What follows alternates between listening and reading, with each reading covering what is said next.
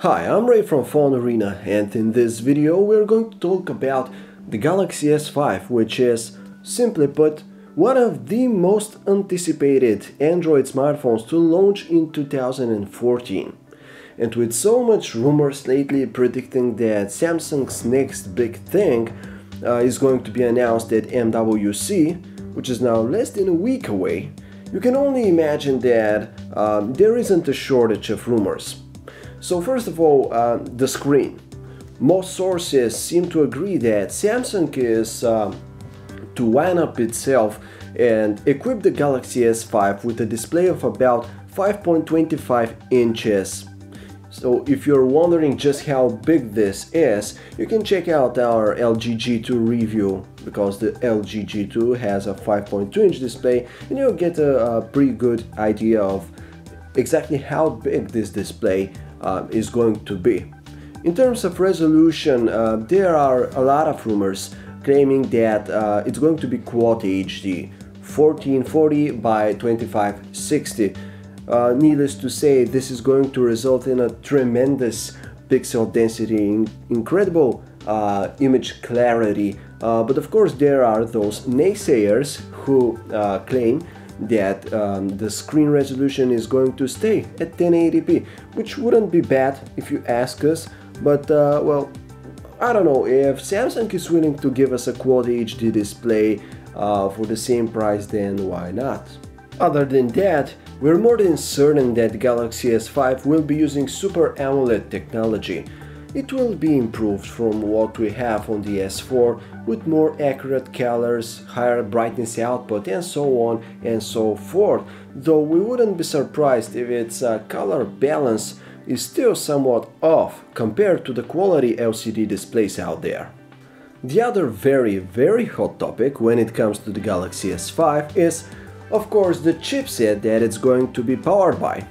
As you can imagine, a 64-bit Exynos octa-core chipset is said to be in the works, and that totally makes sense since Samsung wouldn't want to be lagging behind Apple in this respect.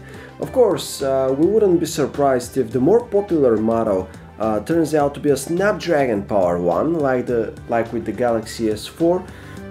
And if that's the case, we would say that the most logical step for Samsung would be to equip the S5 with the latest Snapdragon 800 chipset, which has a 32-bit architecture.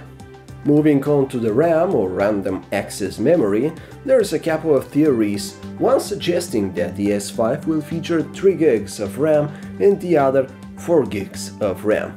Both variants seem possible to us. You know, the Note 3 had 3 gigs of RAM, so you know, this can still go either way, but in both cases we really think that performance will not be an issue with this particular device. The next super important aspect that we're going to take a look at is the camera. The main expectation here is that we'll see a 16-megapixel camera with optical image stabilization, a feature that is yet to appear on a Samsung smartphone. The camera is also set to deliver much better low-light pictures, but of course just how good those pictures will be remains to be seen.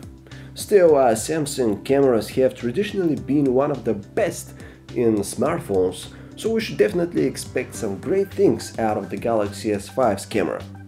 The battery part, you know, we should probably expect something around 2900 or 3200 mAh mark, and this is bigger than the juice pack that was available in the S4, so hopefully it will deliver at least, you know, 2 days of moderate usage.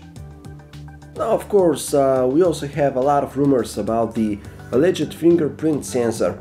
We've heard whatnot about this, so basically the sensor might be built into the home button of the S5 or behind the screen, or it might not be there at all.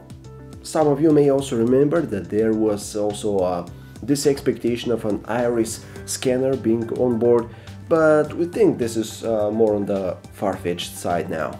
Software-wise, the new Galaxy S5 smartphone will surely run Android 4.4 KitKat out of the box, or at least it should. The more exciting part here is that the new TouchWiz interface that's already being teased by Samsung.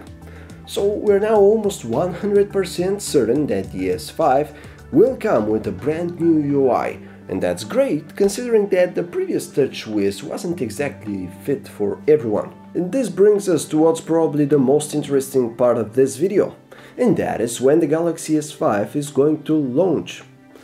Okay, so we can't be really certain about this, but assuming that Galaxy S5 will be announced at MWC 2014, chances are that its market launch is going to happen during the following month, which is March. And that's what we've been continuously hearing, Q1 release for the S5. So now that we're nearing the end of February, and with the announcement of the S5 being heavily rumored for MWC, it really does seem that the phone is going to be on the market sometime in March. Though you never know really, so hopefully everything's going to be to go according to plan, and we'll be indeed checking out the Galaxy S5 in just a few days at MWC. So thank you for watching our Galaxy S5 rumor roundup. We hope to have answered a lot of questions with this video.